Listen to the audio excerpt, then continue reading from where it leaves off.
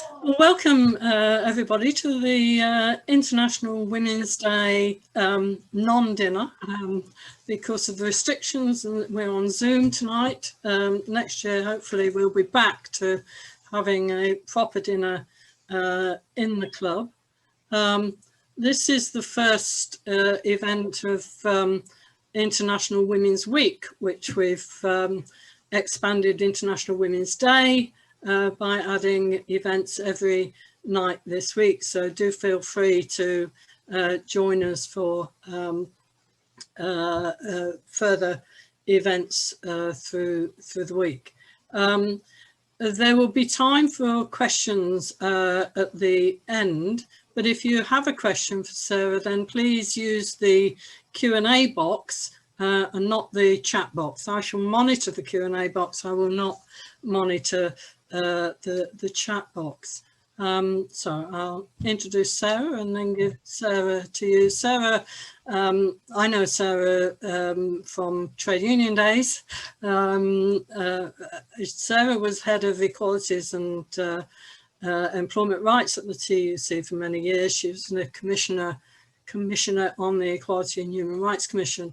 And has done lots and lots of other things. So I'm not going to bore you with what I know about Sarah. I'm going to let Sarah tell you what she knows about Sarah. So over to you, Sarah. Thank you very much. I'm not on mute still, am I? No. This is a favourite trick on Zoom, isn't it? I think this is the phrase we've all heard more of than anything else this year. Are you on mute? Am I on mute? You're on mute.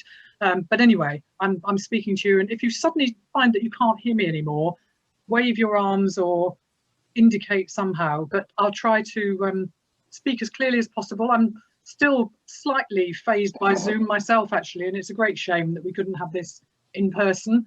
I had been invited last year to come to do an after dinner speech, and I thought when I was preparing this that I'd stick to the sort of after dinner format. I wonder whether I should go into a more formal PowerPoint or whatever, but I thought, no, let's go for the type of address you do as an after dinner speech, without the food, without the wine, and I hope that'll work and provide suitable stimulation and entertainment for you.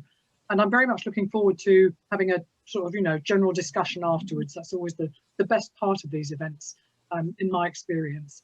So happy International Women's Day, first of all. Great day in the calendar, and big congratulations actually to Val and the others for extending International Women's Day this year into a whole week with other events as well. That's really quite an achievement, and I think you'll have to watch that you don't end up running a whole week's worth of activities face to face next year if people find that their expectations have grown. The other thing just to say is that I'm not going to use a PowerPoint or anything. I do have notes, which means that some of the time, probably quite a lot of the time while I'm talking, I'm inevitably going to be looking down. So don't take offence if I'm not looking up at the camera all the time. That's just unfortunately that's inevitable.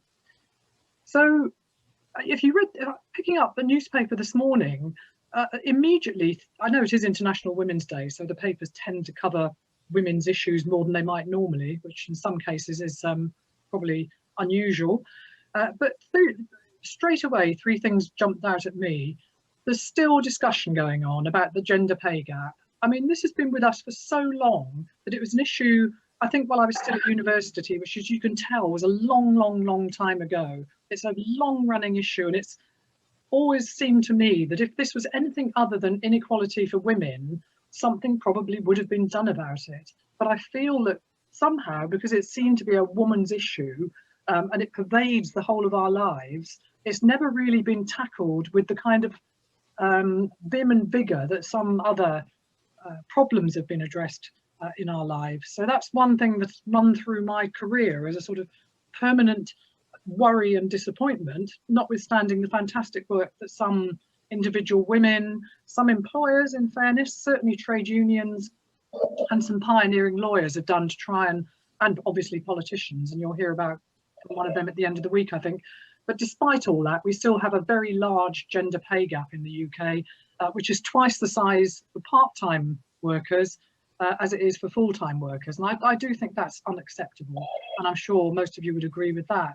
The second thing which always comes up, which I find very distressing, is the non-stop issue of violence against women, domestic violence or violence out in the streets. It seems that women are under constant threat. I don't mean every minute of the day, but as a sort of general background noise, there's the constant fear of some violent act happening against you. You learn to put it behind you. You learn not to think about it except when you feel suddenly vulnerable and exposed. But I suspect that's something most women spend part of their time worrying about, either because of a bad relationship within the family, or because they are forced by their work, or because they want to go out, for goodness sake, in the evening, to feel this underlying threat some of the time that there may be a man lurking around who wants to assault them or do something awful to them.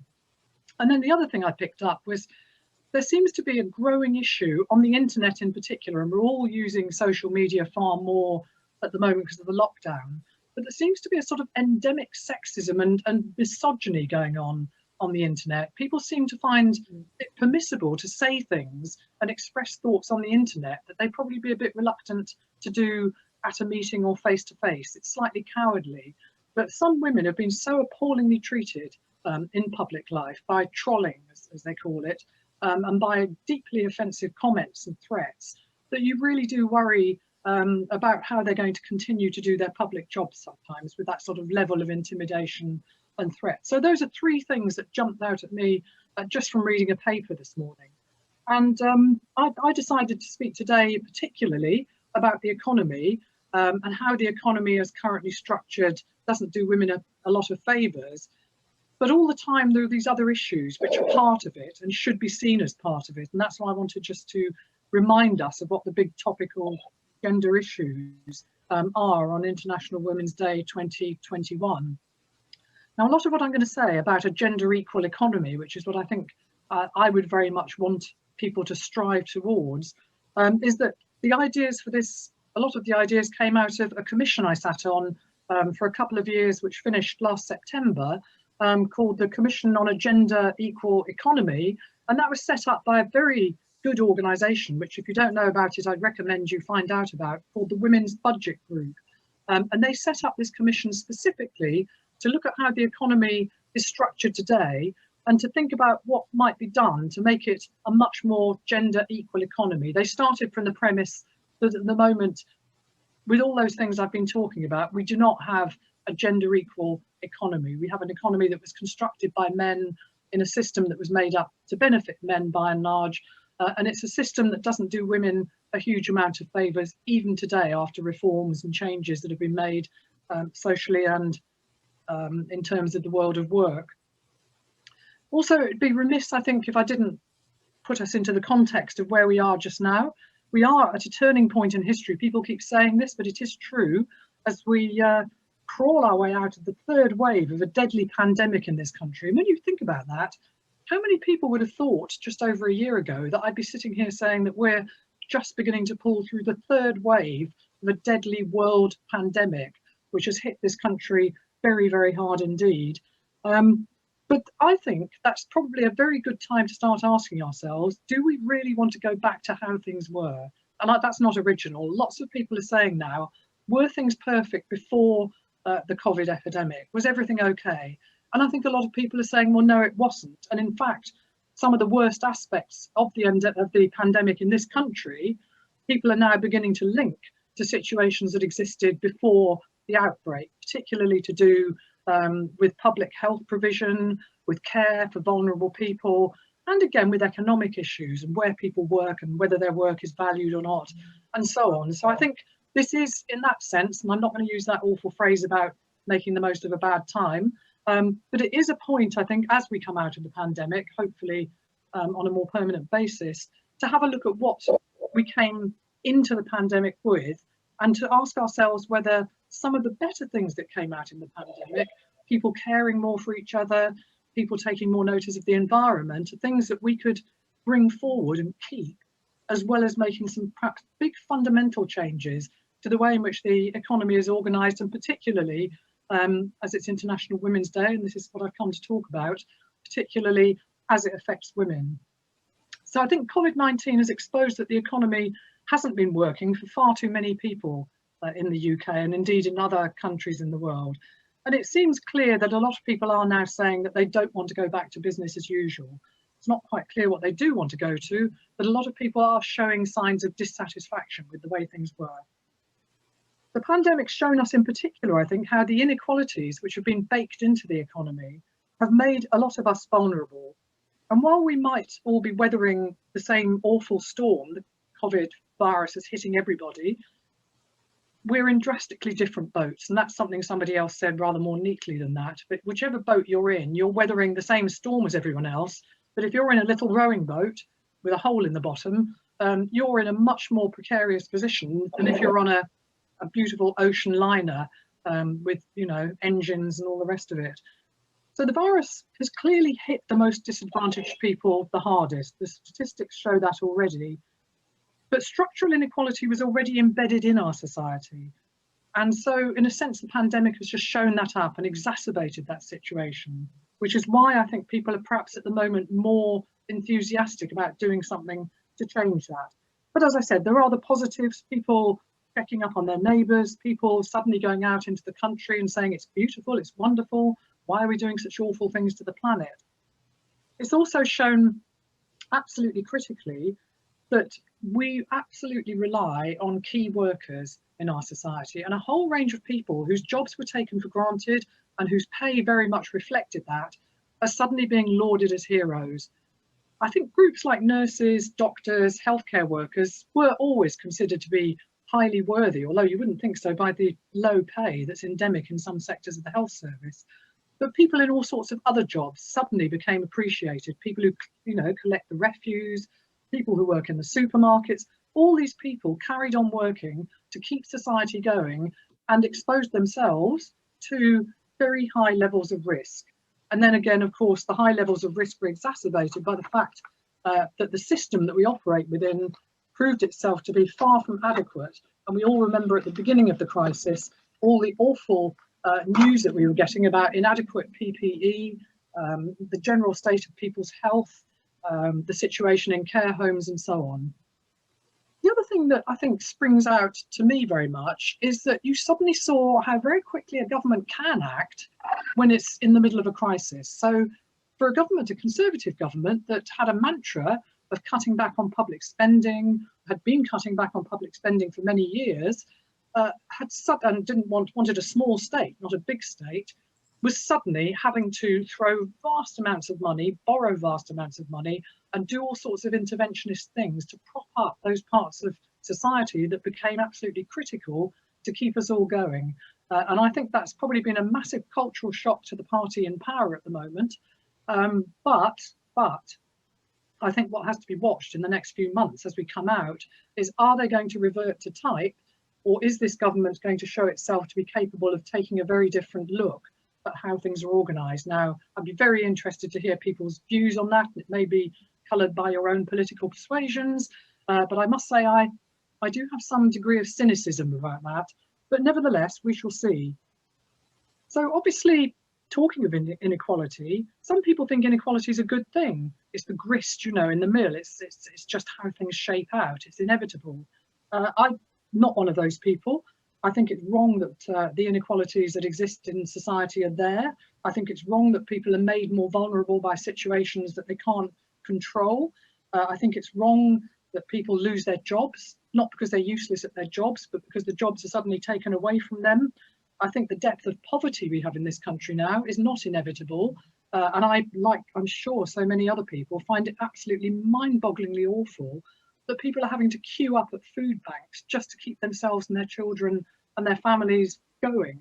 That's absolutely appalling. The indignity of having to go and beg for food is just horrendous. And you can't tell me that we live in a good society and a fair society if that sort of thing is going on. And although you'll sometimes hear politicians saying, well, these people got there by their own misfortunes and their own sort of inability to pull themselves together, I don't believe that. I volunteered in a food bank. I'm sure lots of you have as well. I think, as far as I'm concerned, all the people who come are in a desperate situation and would much, much rather not be having to come and get their food in that way. So what about gender then? What about gender? Well, some polling that was done by the Women's Budget Group showed at the time, although I don't know if this might have changed recently, that both the majority of both women and men feel that gender equality is a sign of a good society. They think it's a good thing if men and women are treated equally, have genuine equal opportunities, and don't have to face the kind of inherent biases I was talking about earlier. I have seen something recently that makes me wonder if that is slipping a little bit. There was a poll recently that suggested that although the majority of people don't like inequality in society, a rather alarmingly high number of them felt that gender inequality and indeed race inequality was something that was just there for good and was something that you just had to accept. And again, I don't really think that that's acceptable at all. And then looking again at things like care, I find it absolutely an eye-opener what was going on in our care homes. Like a lot of people, I didn't spend huge amounts of time thinking about it. My own father ended up in a care home, but luckily my brother and he had some resources and we were able to pay for him to be in a good care home, and he wasn't there for a huge amount of time, sadly. But actually, when you look at television investigations and see the conditions in which some care homes are having to operate or are choosing to operate in some situations, again, I think that's a hallmark of a society that's lost its ability to care about a large chunk of the population. I think it's wrong that people, as they become old or when they're vulnerable, don't get given the same sort of good service they get from the National Health Service. And again, that's going to bring me on to another issue in a minute, which is probably the core of what I'm going to talk about, which is the whole way in which we value various jobs. I think one thing that struck me again particularly is there's been a lot of talk about recovery, and all the economists are talking, not all of them, but a lot of economists, government economists and others, are talking about how important it's going to be to rebuild the infrastructure, to have huge construction projects, to create jobs. And I don't argue with that at all. I think it is important to do things like that. And it is necessary to do that to regenerate and recover the economy. But if you have a think about the sorts of jobs they're talking about, which gender, which sex, and I shouldn't use the words interchangeably because I know they're not, but which sex, is it men or women who are going to be benefiting from a huge expansion of jobs in infrastructure, railway building, road building, construction, wind turbines, all that sort of stuff the government is talking about, all that sort of stimulus being put into the economy. I'm not saying it's a bad thing, but guess who are going to get the majority of those jobs? It's going to be blokes. It is going to be men doing the majority of those sort of jobs. That begs one question about why more isn't done to encourage more women to train up and go into that kind of work, especially now that advanced technology means that heavy lifting isn't necessarily part of all those jobs. And there are a whole range of issues that are beyond the scope of my 20-25 minutes about why girls often don't choose to go into those kind of professions and jobs. There's a whole range of complicated issues about peer pressure and what it would actually feel like being a young woman working on a construction site. So there are a whole range of things there. But what I wanted to look at is all the jobs that women do, and why on earth are all those jobs so desperately undervalued? And why isn't the government talking about doing a huge amount to stimulate more jobs in those sectors and more training in those sectors, and above all, more enticements for people to go into those sectors and be well rewarded? Why is it that building a road is valued much more highly than caring for a child, caring for an older person? All those kind of jobs that are done by women, by and large, they're nearly all much worse paid. I'm not talking about the professions. Again, that would be the subject of another talk. There are far more women now coming into the professions that are better paid, and that's a great thing. Not enough yet. But what about all those jobs that during the pandemic, everyone has started using terms like hero and saint and all the rest of it on? If you're a hero because you're working in an old people's home and you're not properly protected, why is it you're only paid the national minimum wage, if that, for doing all those things? Why are you on a 0 hours contract? Why can't you take sick pay? Why can't you get sick pay when you need to take sick leave? Why haven't you got a proper pension? So all these things need to be addressed. If you want an equal share in any recovery, the government's got to start valuing these kind of jobs properly and making sure they're properly paid, people are properly trained, they have proper contractual arrangements. I come from the TUC, and some of you may be thinking, well, a lot of this is the historical role played by trade unions. They concentrated their efforts on those kind of blokey jobs. That's where trade unions were strong. It's not actually true. Trade unions do organise in all these other sectors, but it's like pushing a boulder up a hill. It's very hard if an employer is determined to disaggregate their workforce and all the rest of it.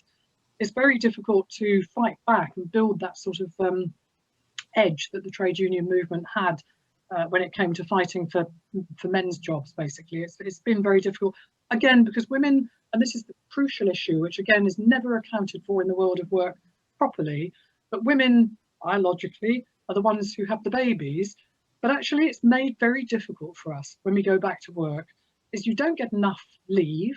It's very difficult to share parental leave and make sure that the pay for each partner taking the time off is equal, so there's an equal incentive for the male partner to take the time off.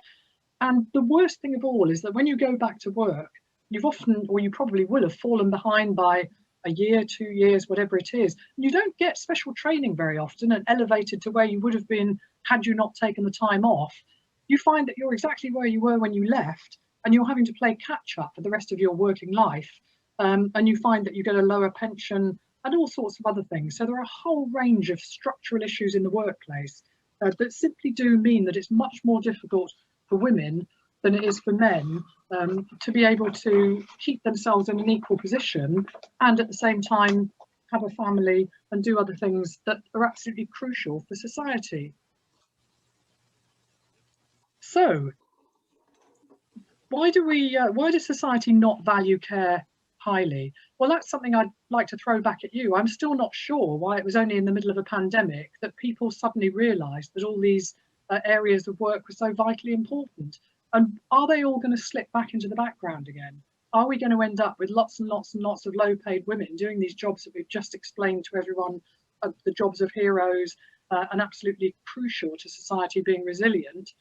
Or is someone going to do something about all this? Are the government going to do what they said and have a big review of the care sector and talk about properly funding it and valuing the jobs and so on?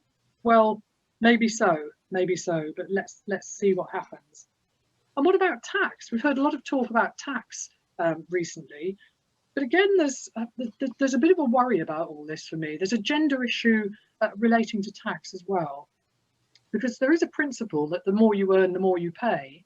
But unfortunately, that's fine as far as employment goes. It doesn't work very well, actually, because it doesn't, in my opinion, it doesn't go hard enough on the top earners, and it goes much too hard on the people in the middle.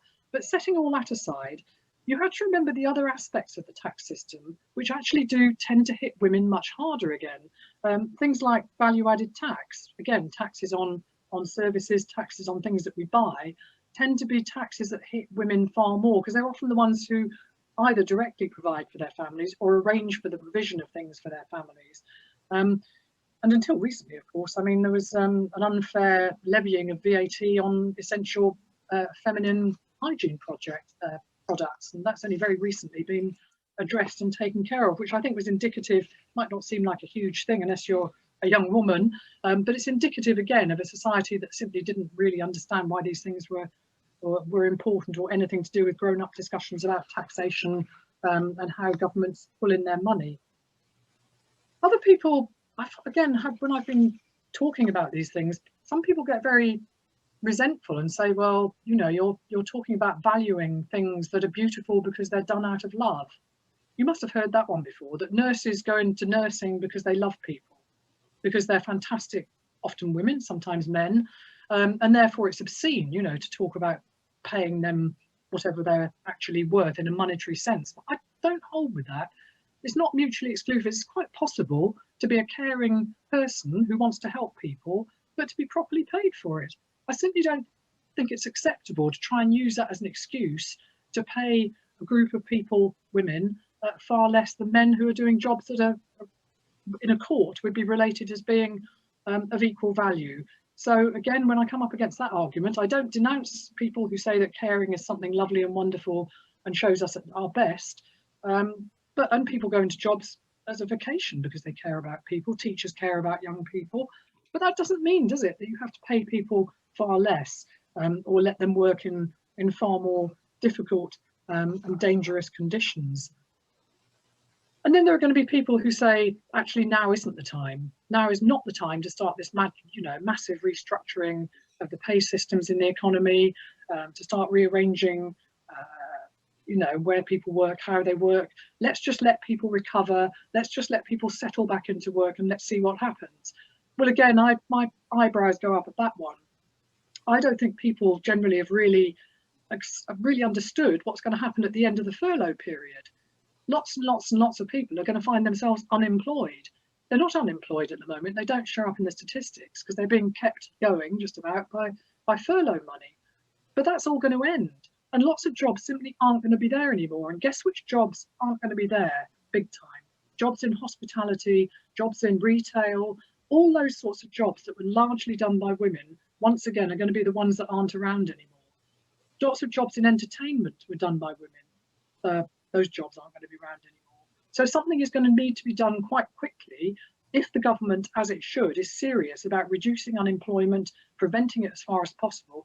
They've got to understand, they've got to realise that they can't decide that 51% of the population don't matter in these discussions, that women's unemployment is irrelevant. You just need to get lots of men back into work. It's those kind of thoughts and those kind of rather casual assumptions that are made that are making a lot of women commentators think that we're now reversing society and in danger of going back to a situation where women tended to stay at home being supported by men. You can see why some people are beginning to worry about that, because there are indications and hints that if we don't do something about it, that could be the way that everything ends up. So that's a worry for me as well. So I think I'm probably beginning to come towards the end of my my time, but I wanted to talk a little bit about other characteristics, because I'm sitting here tonight talking to you as a woman. I'm an elderly woman now, I think I can call myself, or certainly on the old side of young. So I've got two protected characteristics. I happen to be straight, but I could be lesbian, could be bisexual. I'm a bit creaky, but I'm not actually classed, I don't think, as disabled yet. But I think what I'm saying to you is that most people are quite a complex mix of various different characteristics.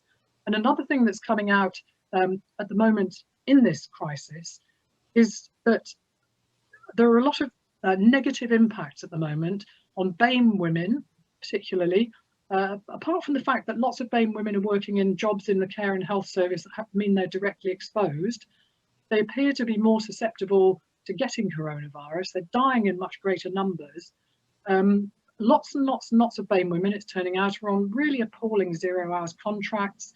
There's a huge race, what's the word for inequality, baked into our economy as well. And similarly, disabled people, last figures I could find for this, but disabled women were earning 24.8% less an hour than non-disabled men in 2018. That's on average. I mean, that's absolutely staggering. That is naked discrimination against disabled women, but nobody really seems to even particularly know about it, and whether they care about it or not, well, who knows. But we have to look at people in the round much more. And there's a danger now with all these, I think, hyped up discussions about wokeness, that people are beginning not to respect difference and understand that these things do actually affect the way in which you live your life and the way in which your employer and everyone else will react to you. So I think these are quite serious issues, actually, and they shouldn't be trivialized. But if you look at, and certainly one of my days at the TUC, all the cases that used to go through the employment tribunals, a lot of the really bad behaviour and the bullying and the intimidation that went on in the workplace, it was quite hard to work out which particular horrendous prejudice the person bullying was exercising. For a black lesbian, it was often very hard to work out whether the line manager was being racist, being sexist, being homophobic, being all those things. And you ended up in the tribunal having to try and work out in a very legalistic way which particular slot the discrimination fitted into. I'm just saying that prejudices are complicated, and women often find themselves, having double, triple discrimination because of other characteristics they have. Now, of course, men have other characteristics as well, but it's slightly different for women. It's slightly different. So I think I've probably said quite enough. I do very much want to hear from all of you what your thoughts on this are, and indeed your thoughts on anything else. But my sort of premise here, I think, has been, I hope, that we need to have a look again at the value of work, particularly the work that's typically done by women. We need to look at the economy in terms of unemployment, who's unemployed, which bits of industry are disappearing. We need to look at how the economy is being reorganised, if it is going to be reorganised. We need to think about whether it's acceptable to go back to how things were, or if we're going to change things, how we change things in a way that stops disadvantaging half the population, which is what I think has been happening. So there's, I hope, it's been a discursive presentation, not how I would have done it in a lecture theatre or something, but I hope that I've stimulated some thoughts and some ideas, because I think the best thing now is to have a really nice, lively discussion about some of those issues. So I'll sit back and have a little bit of a listen, if that's all right, Val. Okay, that's fine. I think it might be one-on-one, but I just wanted to pick up on one of the things you said about women returning to work after taking a career break or childcare break. I always contrast that with what happened to the chaps whose jobs had been done during both of the wars by women. And yet what happened to them was not that they went down the scale, they went back into their jobs and the women were kicked out of them. But that's just a historical prejudice of mine. We've got 2 or 3 questions, so I'd like to call on Janet Berridge, previous chairman of the club, indeed the first woman chairman of the club, and our international guest, because she's sat in Berlin. Janet, you need to unmute, Janet.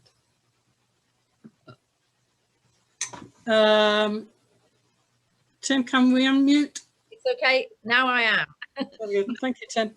Wouldn't allow it. Good evening, everybody, and good evening, Sarah. That was a very interesting talk, and I'm very grateful that you're there in London and you've given us this very insightful talk this evening.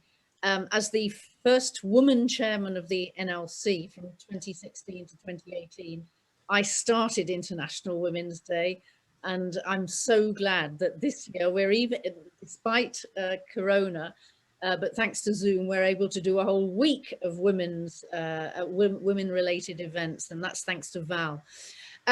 My comment or question is this. As Val said, I'm calling in from Berlin, where I now live. And the interesting thing about Germany, and in particular Berlin, is that 30 plus years ago, this country was divided into a socialist state and a capitalist state. And when I talk to some of my East German friends, they say, yes, well, it's all been a mixed blessing, because of course, under the socialist system, they had everything that you've been talking about. They had support while they were pregnant. They could give their children up at a very early age into, okay, a state-run creche, or even in the company where they worked, but they could go back to work on their own terms, at their own in their own time, and they shared that responsibility for their children with their partners. But it meant they were still a very valued part of the working society. And I'm in contact with a journalist here who grew up in the GDR, and she said, when we were growing up in our teens, we were saying, oh, I'm going to be a doctor, I'm going to be an architect, I'm going to do this, I'm going to do that.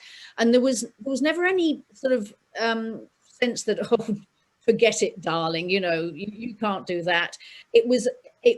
The opportunities were there for boys and girls, and there was no problem.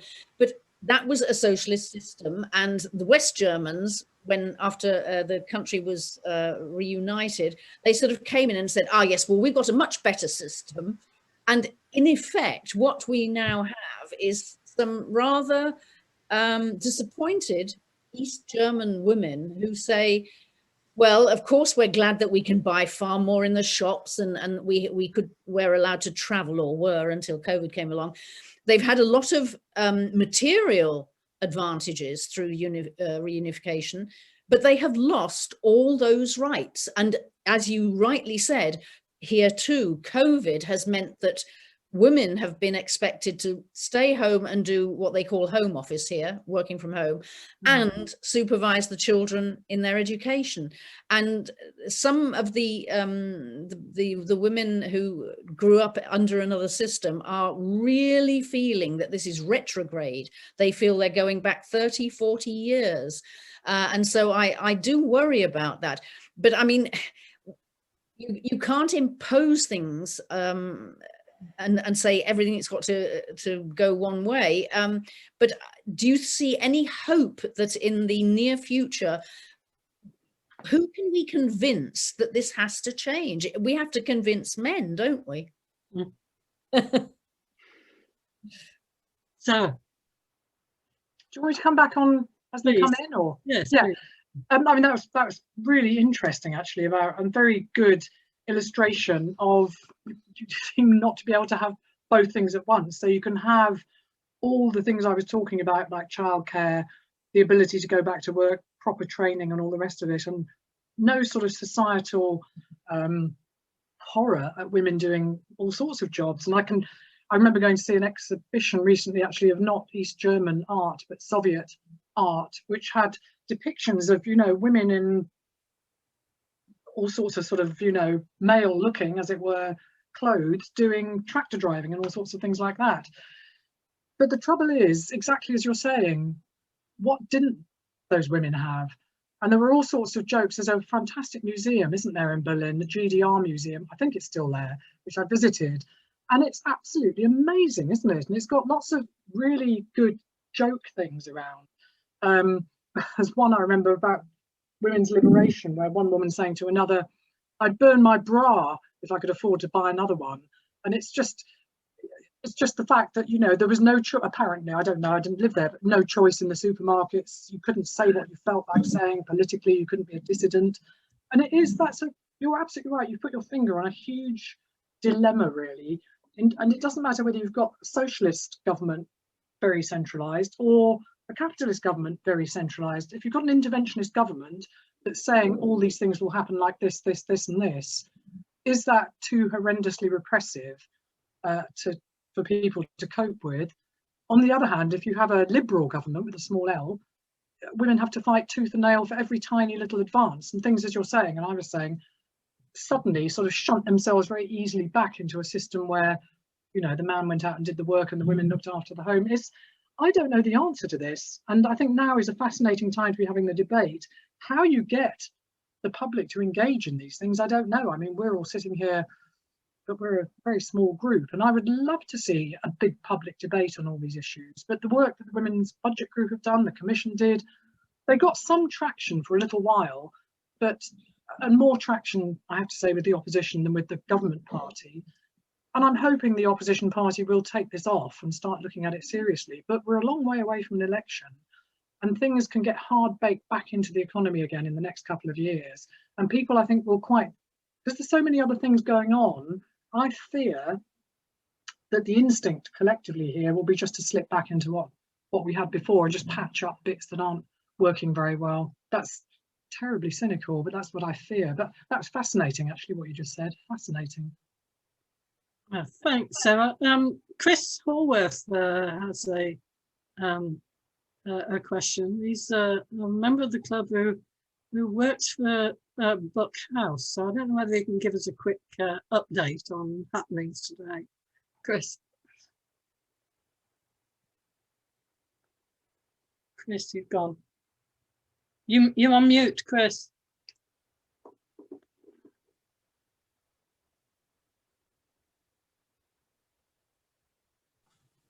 Haha, sorry about that. It's the host of the meeting isn't allowing people to unmute themselves, so no, gone now. Judge. I trust you will not to unmute yourselves so that you can. Anyway, I'm not unmuted. No comment on the other thing for obvious reasons. But, what I was wondering was, just going back to your point about kind of gendered roles in the economy and that sort of construction industry and real networking piece you were talking about. So I work in technology, as in IT, and I think it's fair to say a similar problem exists. It is very heavily gendered and very few women in that area, and certainly in top jobs in that area. what strikes me is that that is usually, in my experience, because of lack of female applicants, really, rather than anything on behalf of the employer. If you say, I don't think there's anything systematic there. So I guess what that makes me think is that that issue, if you like, starts much sooner. That's a sort of educational thing or a societal thing that predates the employment stage by sort of 10, 15, 20 years. And I wonder what can be done to address that, really, because, I mean, that's obviously a very long-term game, but that is surely the root cause of the problem rather than anything, you know, further down the road. I mean, this is another one that's almost impossible to answer. You're quite right. The origins of this problem are in the way children are brought up, and particularly in the way they're educated. And the sad thing is that I've certainly seen that actually I've got two daughters, as it happens, and the school they went to did very, very well in doing their best to try and encourage girls to do what they call the STEM subjects: science, technology, engineering. I've forgotten what the M is now. Anyway, mechanics, maths, of course, maths. And one of my daughters, actually, shouldn't really personalise all these answers, but she was very good at maths and science and was tanking along, doing well along that groove. But at the age of about 14, 15, a lot of her friends weren't doing those subjects, and she just suddenly felt that she wanted to be doing arts subjects because that just felt more comfortable to her. And although the teachers, in fairness, did their best to say, look, actually, you know, if you go to university and do one of these subjects, you're likely to get a really good high-paid job, you'll be a bit of a pioneer. It just didn't, and we tried as well at home, it just didn't work. And maybe other people have got ideas about how you can change this. You can engineer it. You can say that the curriculum has to provide the following topics, and even that teachers have to do their best to gender balance the attendance in those classes, and that all girls have to do, well, they do have to do maths, but have to do other subjects that are associated more with boys, right up through to school leaving age. And I do think also that, in a sense, when they get to their teens and they're starting to look to university, if that's where they're going to go, or straight out to work, they do look at what's out there. So it's a sort of chicken and egg in a sense. And I think what slightly worries me about all this is that there's something so very gendered about the appearance of so many jobs that girls just look at it, unless you're quite a tough character. I think a lot of girls just think, no, I just can't go through all that. I can't be the only girl driving a train for Southwestern. I can't be the only woman working in such and such. And yet, actually, when you get a few women doing these jobs, it does start to open floodgates. And I still remember the fuss that was made about the first woman pilot. You know, would she be able to manage to fly the aeroplane at all, let alone on a long haul flight? But once one or two women had broken the glass ceiling and had done it, actually, that did start to open the floodgates. So I think, in a sense, you've got to, if I were the government, and it's probably just, well, I'm not, you have to put huge amounts of effort into having individuals sponsored and willing to sort of put themselves out there, like the suffragettes used to. They have to be willing to be made role models of. Because I think once girls and younger women see other women doing something, I don't want to make this all sound biological, but there's more of a human instinct to follow with confidence if you see someone who looks like you and sounds like you doing it. And Michelle Obama is brilliant on all this, actually, on how young black girls and women, actually, when they see someone like her and they see other great black women, they suddenly think, hell, I can do that. Yeah, why not? And it does gradually begin to change things, but you've got to make sure that the society is receptive to that and it's helped. So it's a combination of nudging it, pulling it, making it easier. But it's going to be a long, tortuous road, I think, but we will get there. I mean, 100 years ago, there were not very many women doctors, probably no women judges. Women teachers had to retire as soon as they got married. So things have changed massively. And I think that's why I'm excited in a sense about now. I think this is a time when we could start to make some massive changes, but people have got to have the ideas and the wherewithal and the leaders in all the different bits of society.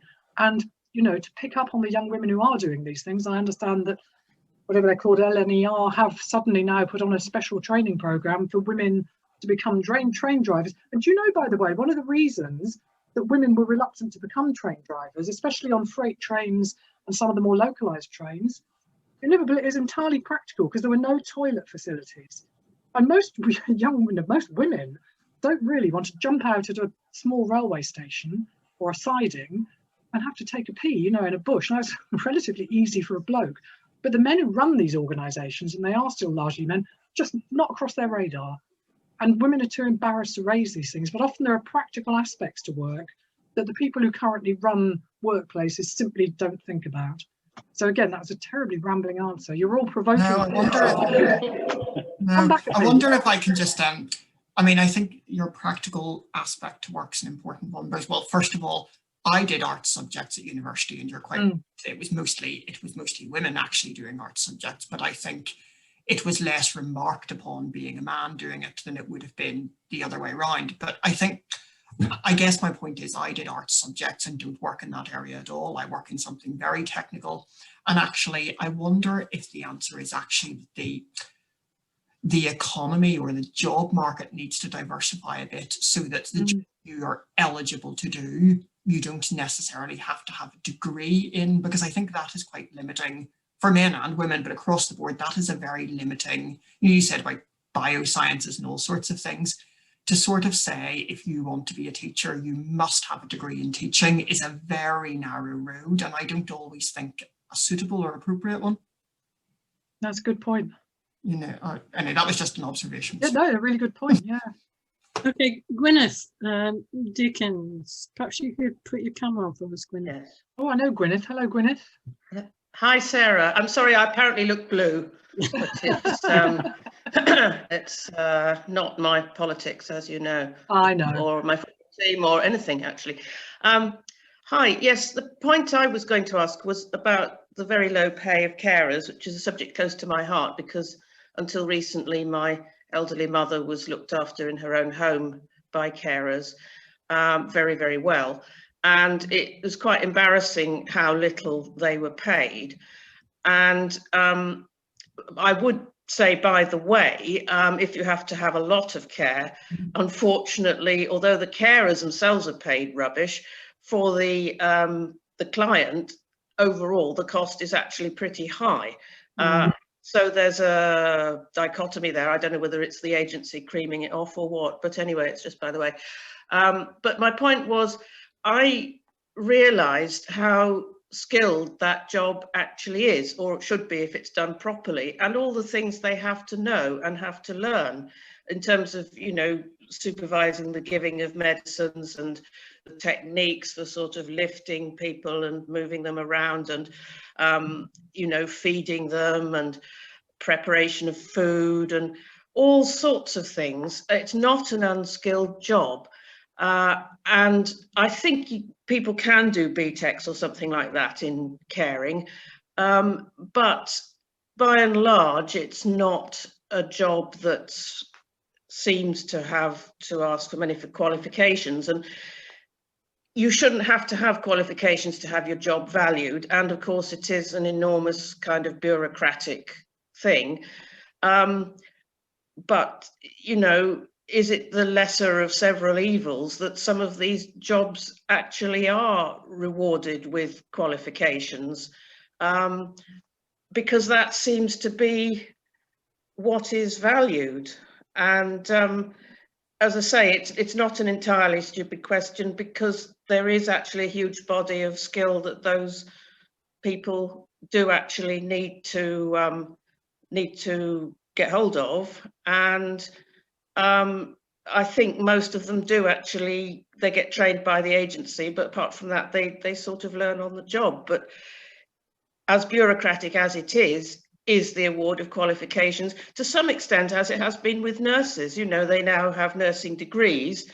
Whether that's actually, it probably has helped a bit actually in the terms of their reward package eventually, but is that one way forward, do you think? I think it probably is, and it'd be interesting to do a sort of long study of nurse graduates and see how many of them going into the nursing profession as graduates, when they decide they've had enough of it or they're not earning enough or whatever, would find the skills that have been acknowledged in the degree that they've got transferable. Because that's the other thing you don't get in this society. You get trained up, or not very well trained, to do a job, but other employers elsewhere in the economy don't recognise that. They won't accept all the things you're talking about are absolutely right. The skills it takes to look after a very sick, frail person are incredibly important skills. The skills it takes to look after a disabled child are very important, difficult skills. But very few employers would say to somebody, well, I need somebody to be my office manager. I normally ask for somebody with X and X qualification. However, I would take somebody who's worked in a care home and has had to run a system that looked after 12 very elderly people or whatever, because I can see that although on paper they might not have exactly the same qualification, I can see that the skills they've picked up could easily transfer. And for me as the employer, it would only take me a few weeks to get this person up and running in a very different job, but where those skills could be used. So we don't have a sort of national skills service in this country. We're not like, I know Germany is much better on skills.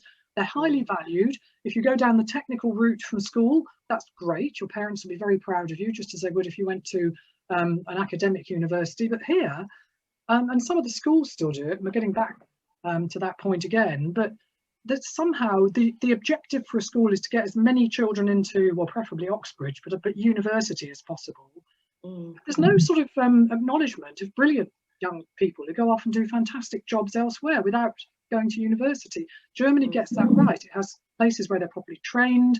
The employer shares the costs of the training, and it just, you know, it delivers highly skilled, competent workers who can move around from place to place. But all you get here is, frankly, organisations like, I'm afraid, in my days at the TUC, the CBI saying, oh, no, can't have that. People will poach people off other employers. You know, it's all this incredibly sort of internalised approach and competitive in the worst sense of the word. I do a national skills service, and it took the whole area of skills training as seriously as higher education is taken.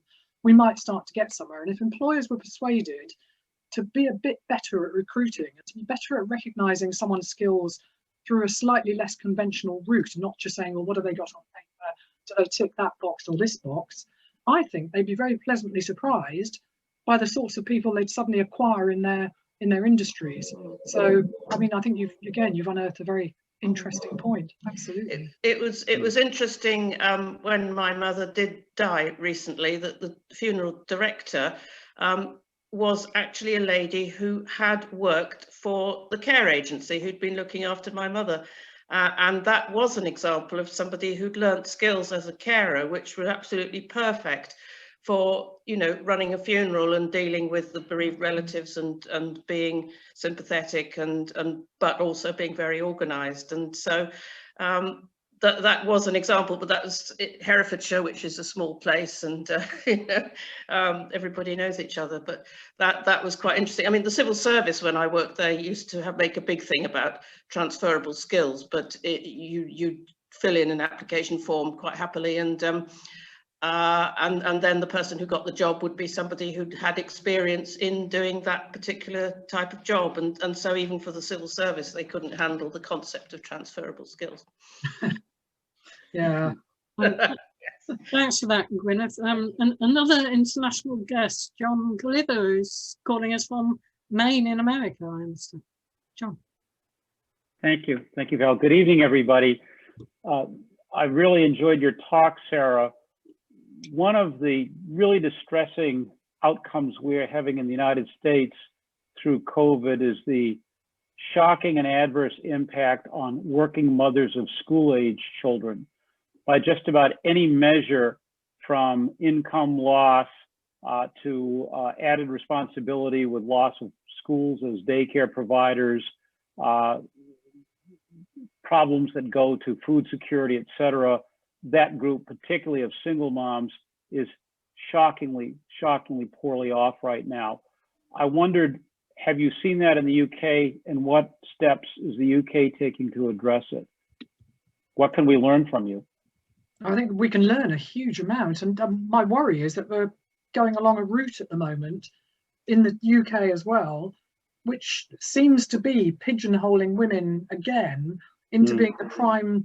They're not I'm not saying men don't do some of the work in the house, but recent surveys have shown that we're back into that situation where about 70% of the work going on at home is done by women. They're often, a woman will be working part-time to supplement the man who's still working full time. They'll be doing the home education for their children, which somebody's got to do it. And they'll also be doing the shopping, the cleaning, the cooking. So, you know, there's women who are quite literally now sort of on the edge of nervous breakdowns because it's just too much. I mean, hopefully the fact children are going back to school will slightly relieve that. But what I'm getting at is which I think is exactly what you're saying, is there's a worrying, growing assumption again that, oh, well, when push comes to shove, the women will come good. You can rely on them to juggle things. They'll manage. They're fantastic. They'll do it. They'll educate the kids, clean the house, get the shopping, and earn some money as well. Well, yeah, okay, in a way you can dress that up as being admiration for women for being able to do all these things. But how is that right? How is that right? And it's not usually the men's fault, actually. I mean, sometimes it will be, but often the situation is, in terms of the economy and supporting the family, the only choice is for the man to continue to do his very busy full-time job, which may well be outside the house, and then the woman just has to pick up all the other pieces. So it's a huge, wide question of how work is organised. And again, you start to wonder whether, with the increase, or the probable increase in people being able to work partly at home, even where they want to go out to work, is that a threat or an opportunity? You know, is that going to change things so that if men are working from home more, then they can say, well, actually, I'll go and do the shopping, I'll make the beds, I'll fill the washing machine, let's share this out. But again, this is down to people's personal relationships, and woe betide any government that starts trying to interfere in how families relate to each other and how work is organised in the home. And yet, can we stand it? And does one feed into the other? Does the organisation of the economy and the world of work not simply encourage family divisions of the sort that we're all getting back into, apparently, and vice versa? The two things are sort of locked together in an awful spiral at the moment, and I think we should do something about it, but I'm not quite sure myself, you know, what more you can do. You can fiddle around with work and you can introduce more laws, although I'd be very surprised if our government here would do that for all sorts of political reasons. But is that going to do the trick? I think particularly here, where we have some real structural issues that have caused a disproportionately high number of these women, the mothers of small children, particularly single mothers, to actually leave the workforce during the pandemic. So even that sense of a return to a semi-normalcy that many of us are looking forward to, they've opted out of. As some of you may know, that the Congress is about to send to President Biden a Reform Act directed at COVID relief, and part of it would include a massively enhanced childcare credit, which I think we've borrowed from what we've seen Western European democracies do. That may help, but at the end of the day, it's not that much money, and it's a real barrier for women, I think, to be able to get back into the workforce. And I don't have an answer either, but I have more daughters than I do sons, so I'm very concerned about this issue. I think one thing actually, thank you, it's really interesting, John. One thing I, again, think was highly regrettable is the fact that this government, well, since when did they come in? 2010, really, just wound down something called Sure Start, which the previous government had introduced, which guaranteed some paid childcare stroke early years education, which at least meant that women could go back to work, albeit part-time, and didn't have to do what the women you're talking about did, which just say, well, I'm not going to be able to work, I'll just have to scrape by on benefits, which is murder in the States and murder here as well, because it's really disgracefully low. And these are the women, of course, who end up going around to the food banks and in very dire straits. Yeah, I could talk about this all night. Okay, thanks. We'll move on to Mariana Cherry, another club member and regular attender at our Tuesday and Thursday circles. Good evening. Thank you so much, Sarah. It's really interesting that you raising, and you actually, there's very few, I found, women who are able to say, honestly, this is my opinion and I disagree with this. I think in general British sort of culture, expressing your opinion for the fear of not being politically correct, it's quite something. So I do really admire your point. You're able to present your point of view and not afraid to say this is exactly how I think and how I feel. I have many questions. I created Mums the Heroes, and I've been on the forefront of local Croydon I've been supporting Croydon women, mainly single moms group. And I saw from the first hand what it means to be a single mom. I'm married myself, and I have 2 grown-up children. One is 24, one is 16, one is nearly grown up, and 2 boys. I didn't have a girl, but there's so many questions, and I posted few to Val. But main question that I like to everybody to think, and obviously it's a question for you, I do believe that everything starts on the government level, and the first starts to get bad from the head. And somehow we really need to see how we can make mainly men who are in a position of immense power and immense resources and immense everything that the taxpayers are paying. How could we make them aware and understand that it's actually for their benefits if women are not struggling? It's for the benefit of the country and for the benefit of the society if women do not have to scrape pennies to feed their children. If women are healthy, their children are healthy. If women are looked after, the children are well looked after. It's actually, how can we as a society start to understand that, as you said, yes, there's an understanding that women will survive and they will somehow manage and they will somehow do it. But how can we as a society understand that this is not separate? The men and women are not separate, because women were raising the next man. You know, it's the one whole entity and one whole community of people.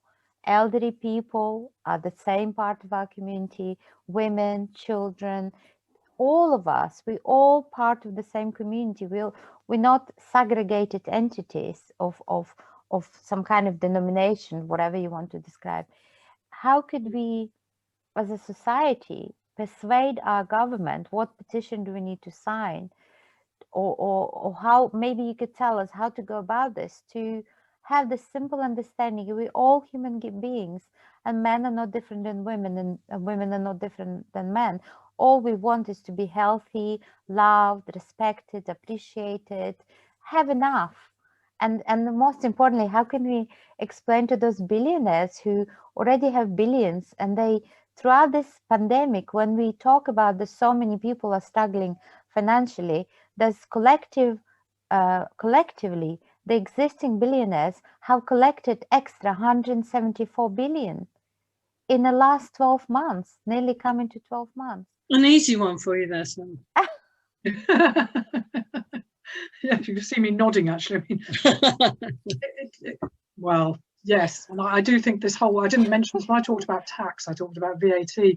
One thing that really annoys me is that successive governments in the UK of both political stripes and all over the sort of Western world have just refused to get a grip on the massive, obscene accumulation of wealth, which does all appear to be nearly all in the hands of a small number of mainly white blokes.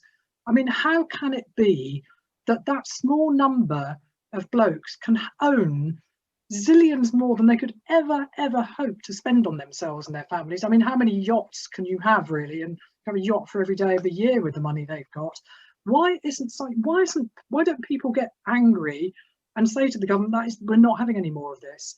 And in the same fantasy land, and I wish it wasn't a fantasy, I wish it could be real, I see a sort of situation where every woman just says, right, that's it. No, I'm going for 24 hours. You do it. You look after the kids. You work. You clean the floor. You do the whole lot. We're just going to go away and not be around. And if society collapses, well, you know, that's your fault because we left you in charge of it. But we can't. And I don't know, again, this is becoming personal, but I think of all my friends, and I have friends of men and women, it always seems to me the women who at the last minute will just go, I hate this, it really sucks, but I'm going to have to do it. I'm going to have to go and cancel my trip out with my friends because, you know, my husband's got to work overtime, so if I don't go and collect the kids, nobody will. And it's within relationships this goes on, and it's so difficult to know how you're going to deal with that. And of course not all men are like that.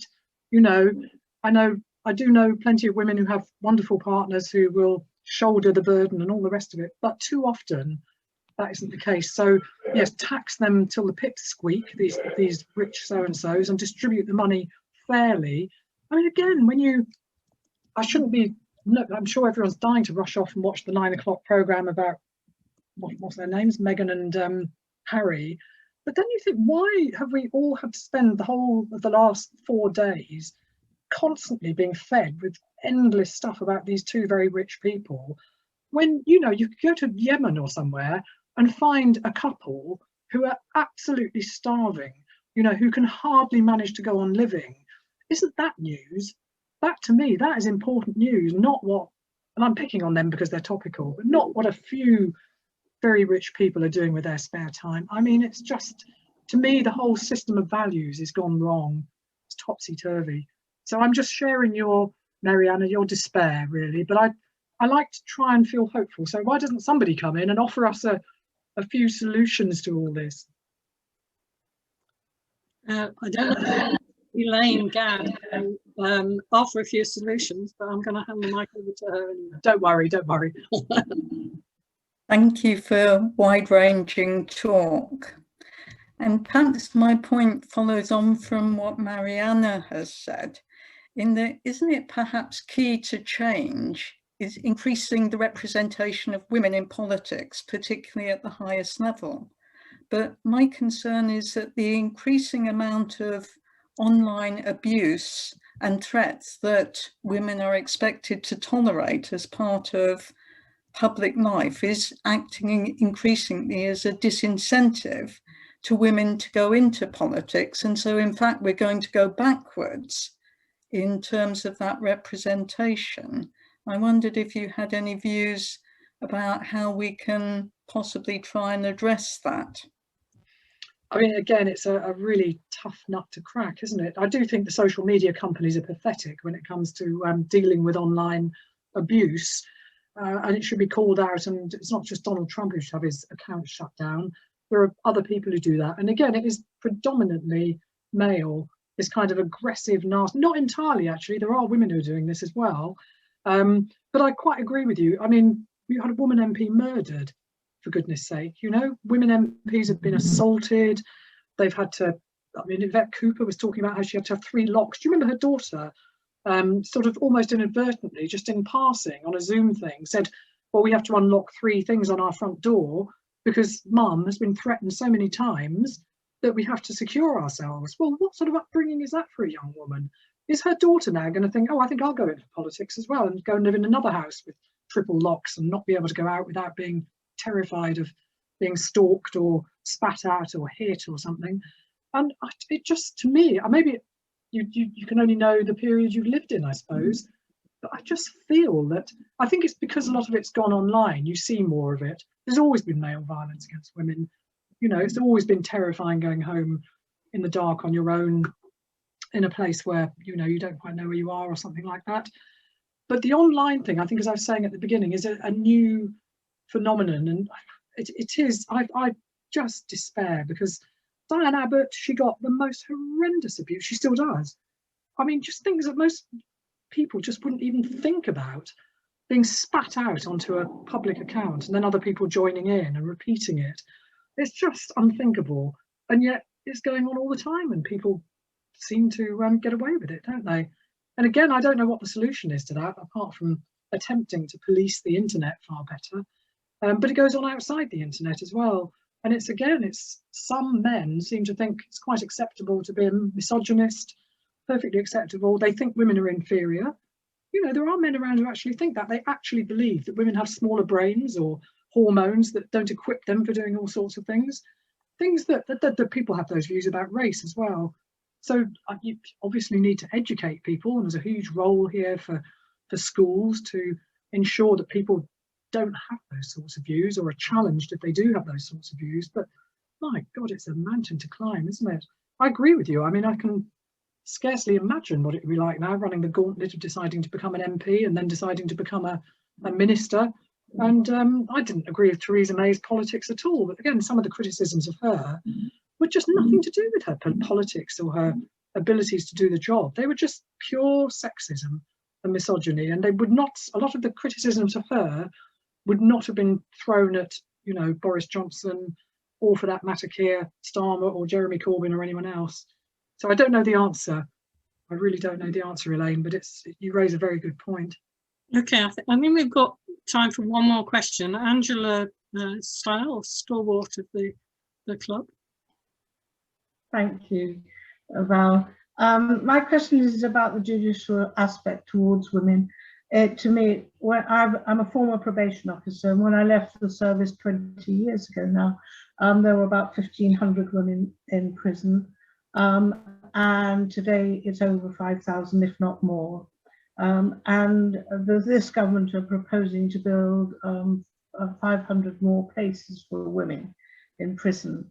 And yet a lot of the women who are in prison are there for non-violent offences, driven there by poverty and lack of care.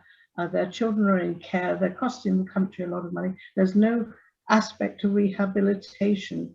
How can we now influence the government to rethink their policies towards women and their needs? A lot of the women in our prisons are also there because they've been, through poverty in their own countries, been driven there to be mules, and they're there for drug offences, which actually are driven by poverty.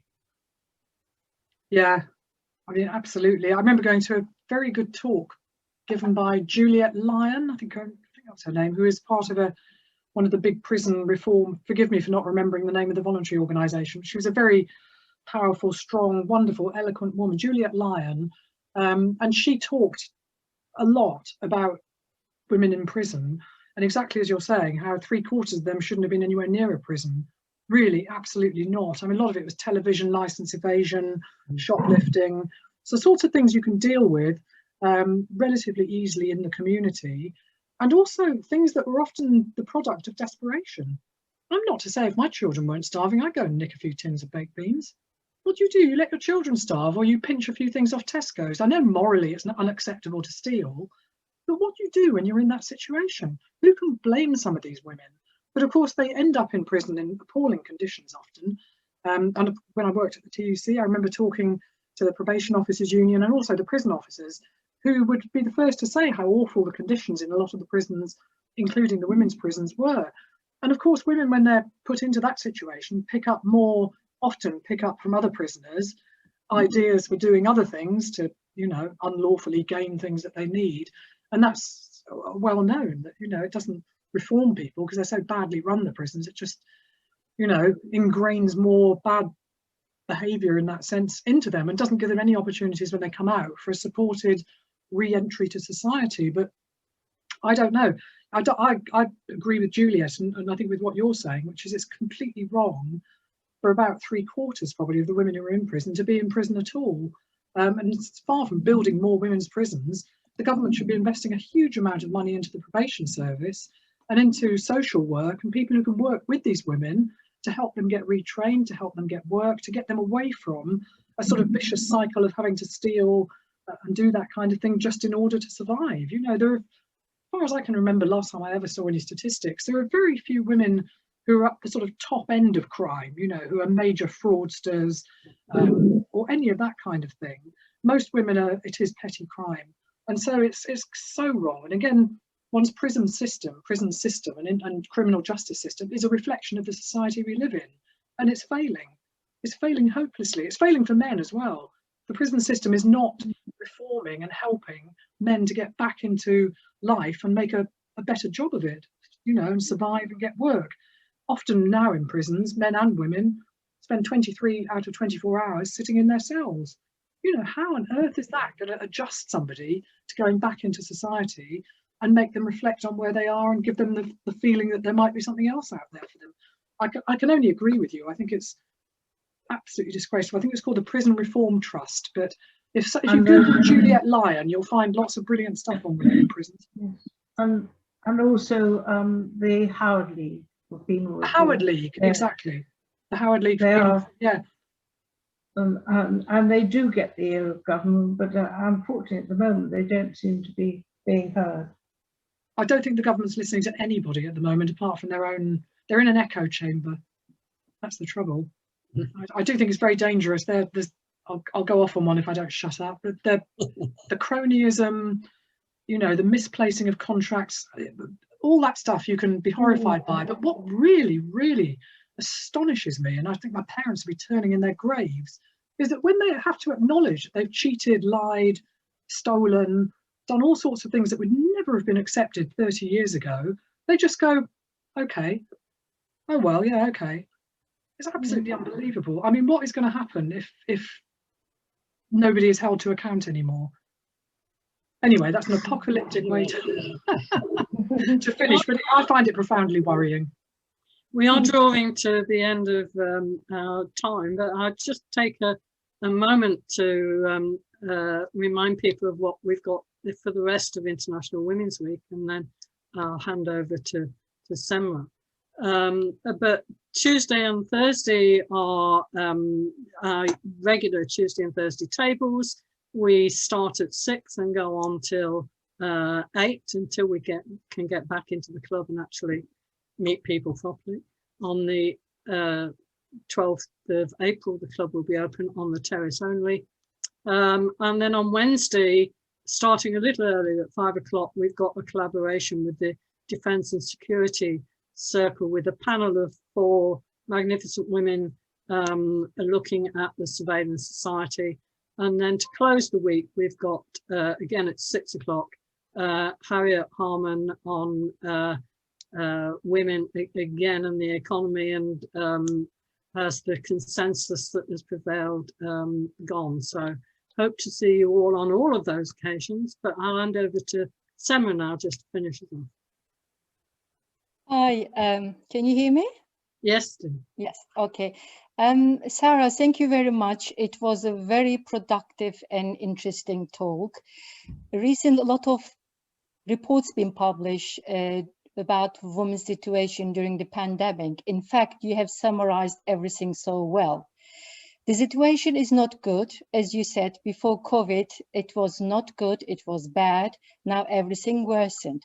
It worsened, as you have given us a list, in childcare, is worsened in domestic violence, in mental health as well, in elderly care, home care, especially unpaid work, and it's getting worse as well. And you mentioned as well the other characteristics that the situation of the BM community gone worse, the situation of the disability, people who have disability gone worse. And according to a report which is published actually just recently by UN, we've gone back actually 25 years on gender equality. This is a report by UN, but experts saying it's more than 25 years.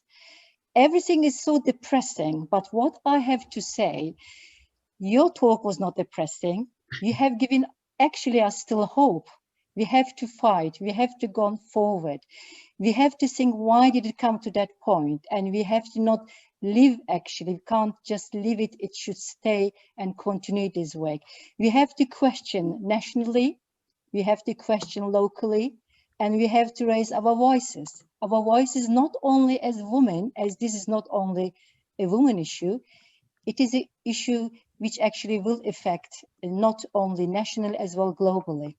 Therefore, your talk was very fruitful, and you mentioned very shortly as well, Megan, we don't want to go into that discussions, but you're right, you raised from a point of view class, but when we look to the situation from a gender issue, we will come up with a different result. Or when we look from race point of view, we probably will have a different debate, but you're absolutely right. When we clap the NHS, we did during pandemic. Now everybody is quiet, they don't want to pay, they don't want to give raise. As 77%, if I'm wrong, please correct, of NHS workers are women. So I can talk many hours, but thank you very much. It was a wonderful talk and more to come this week. I would like to say thank you as well to Val from Women's Network organizing this event. Thank you, Tim, being behind the scene, organizing everything technically. And of course, thank you to you all being with us today. Thank you again, Sarah, and happy International Working Women's Day. Thank you. Thank you. Thank you all. Bye, everybody. Bye.